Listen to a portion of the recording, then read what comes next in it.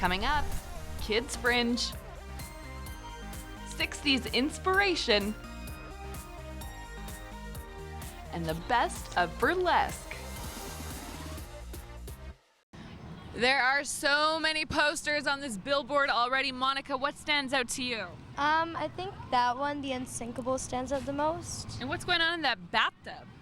There's a ton of people in swimsuits there, just rocking out. Just rocking out. Like, what more can you expect from a Fringe show? Well, this is Monica. She is our junior reporter on location here at the Edmonton International Fringe Festival, which has returned for the next 10 days. And you have never been to the Fringe before, have you, Monica? No, not that I can remember. Not that you can remember. Well, what do you know about the Fringe? It's just basically a festival full of street performers and arts and things to do with that. And maybe some good food as well? Yeah. And lots of beautiful weather, fingers crossed? Yes, hopefully. Okay, well, Monica is going to be taking us over to Kids Fringe, and you're checking out a performance with a group called Youth Troop. Now, without giving too much away, give us a little tease of what it's about. Mostly about like modern day Little Red Riding Hood and her squad, really. And her squad, there we go. Okay, stay tuned. Monica is going to have that interview for you. But first, another junior reporter, Anik, is checking out what's available here at the Fringe. Awesome, stay tuned. My sidekick, who you met at the top of the show, Monica, our other junior reporter, is looking for a story right now. She's perusing the grounds like a real reporter, and she is going to find one of the Kids Fringe acts to show off, so stay tuned for that. But up next, Access producer Jenny Marshall lets you know how to fringe like a pro. Thanks for that, Jenny. Okay, Monica, my junior reporter, is going to be back on the show after the break. We're going to head over to Kids Fringe and see who she's found to interview now. I hear Little Red Riding Hood has something to do with it, but new age, modern age, very cool, a totally different story angle. So stay tuned for that. Plus, what is the perfect Fringe food? Since it is her very first time at Fringe, Monica is looking for the ultimate Fringe food to devour. Lots coming up after the break. Welcome back to the show. If you're just tuning in now, we are once again on location at the Edmonton International Fringe Festival. This 10-day festival has returned to the city, and there are so many cool acts to check out. Now, behind me is Monica. Monica, give us a wave. She is our junior reporter, and she is with Youth Troop talking about one of their fairy tale inspired plays. Now, just looking at the red and that pretty cool blue robe, can you guess what show they'll be performing? Monica is going to have all the details with the Youth Troop coming up in just a moment, so stay tuned for that. I'll give you a hint. Rawr! Stay tuned. But up first, Access producer Randall McDonald checks out a very cool 60s inspired show and goes backstage to learn all the details. Excellent job, Randall. You can expect to see Randall's bright, shiny face on Shaw TV a lot more often throughout the rest of the summer and beyond. Such a great personality in front of the camera. Now, coming up next, speaking of great personalities, you met her earlier in the show. It is time to meet once again our junior reporter, Monica, as she talks to Youth Troop. Hi, I'm Monica, and I'm here with Alyssa, Adania, and Elena. And they work here at the Kids Fringe. What do you guys like best about what you do here?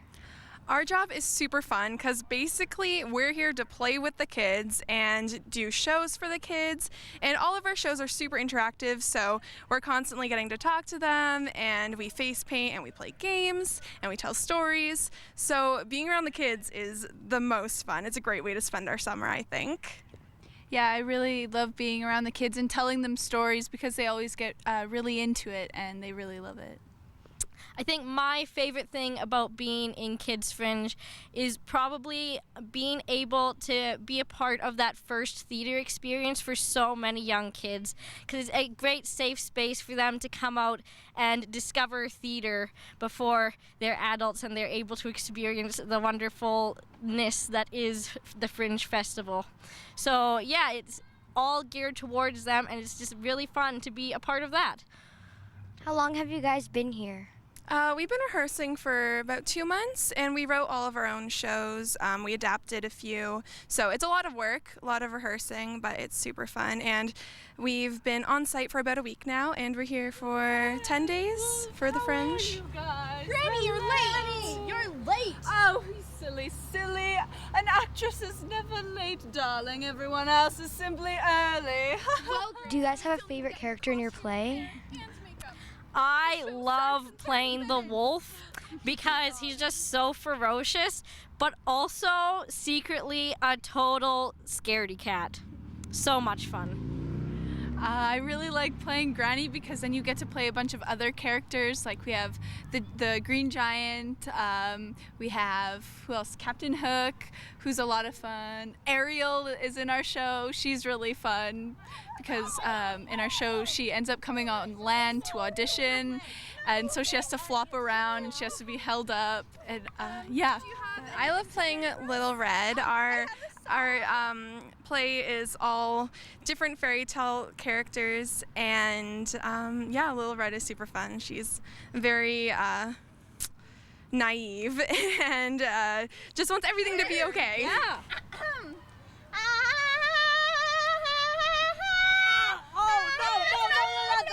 Can you guys talk about your costumes? Yes, so I am playing Little Red right now.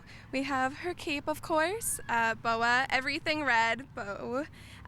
We have her basket full of flowers for Granny, and that's about it. What about you?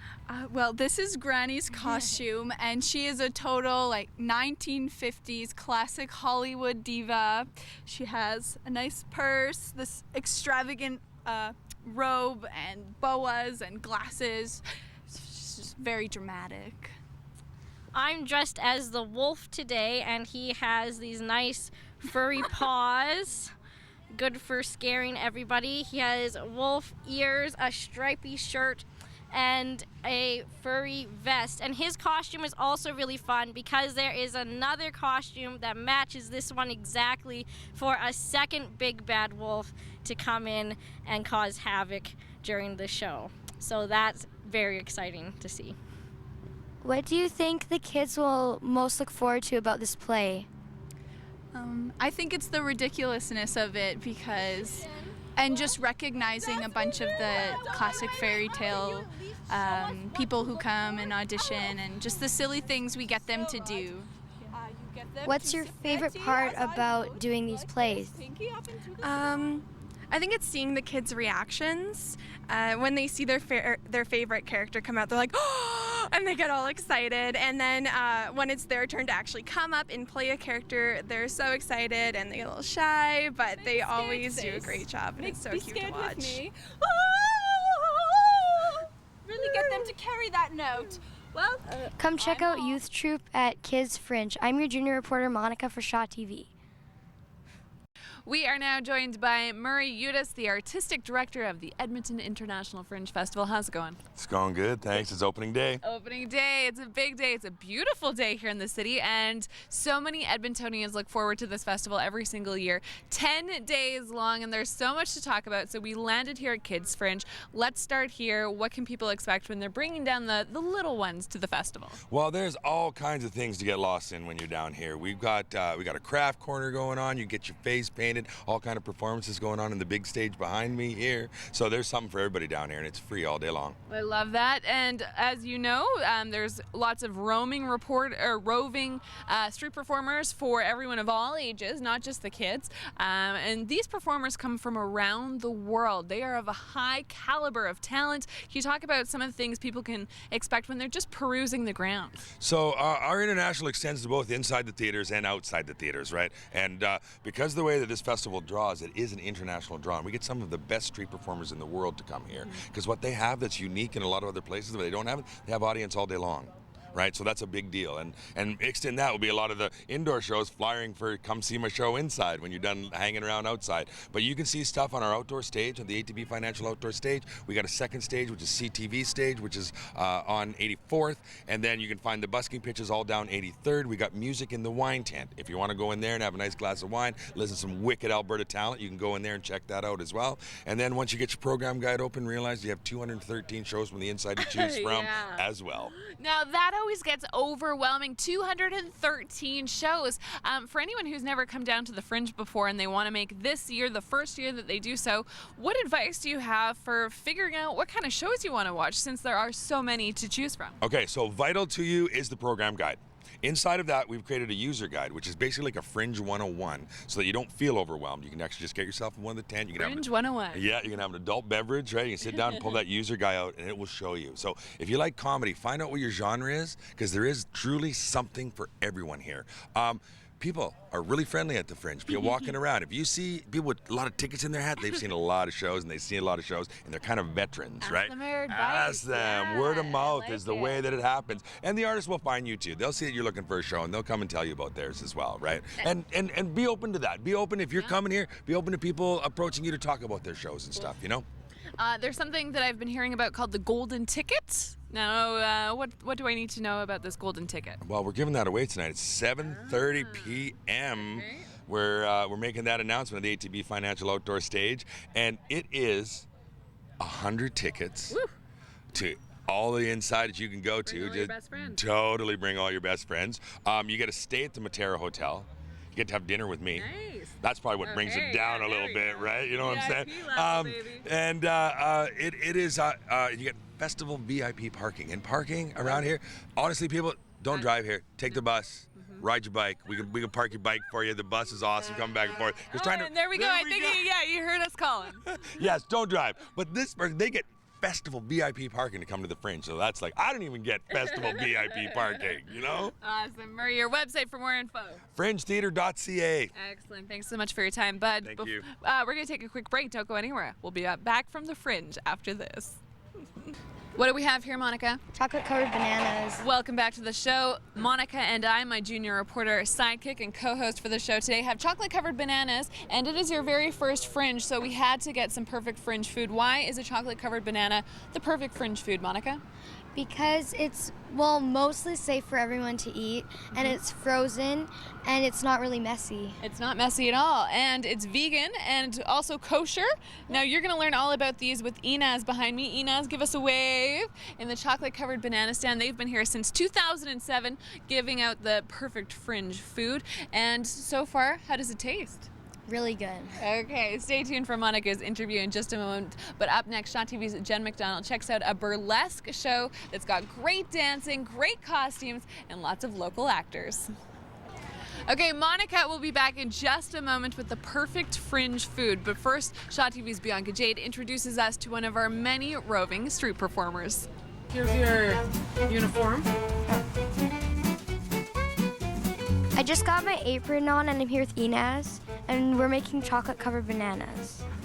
How do you make this? Okay, so we have the bananas are frozen, pre-frozen, and they're on a stick. Okay, so we're gonna freshly dip them into nice melted chocolate. We're gonna do one side with Reese's Pieces. We're gonna do the other side with peanut butter. Ooh. She wrote Fringe on my banana. Do you guys have a lot of toppings? We do. We have a bunch of toppings. We have Oreos, we have marshmallows, Reese's Pieces, we have granola, peanut butter, peanuts. The chocolate that we use is dairy-free, it's gluten-free, and it's vegan, and it's actually kosher as well. Why is this the perfect Fringe food? Because it's fun, it's kind of healthy, and it's delicious. You can't miss out with chocolate and bananas. It's just like perfect match. And it's cold too. And it's cold, yes. From the Fringe with Inez, don't forget to try all the chocolate-covered bananas and all the other food.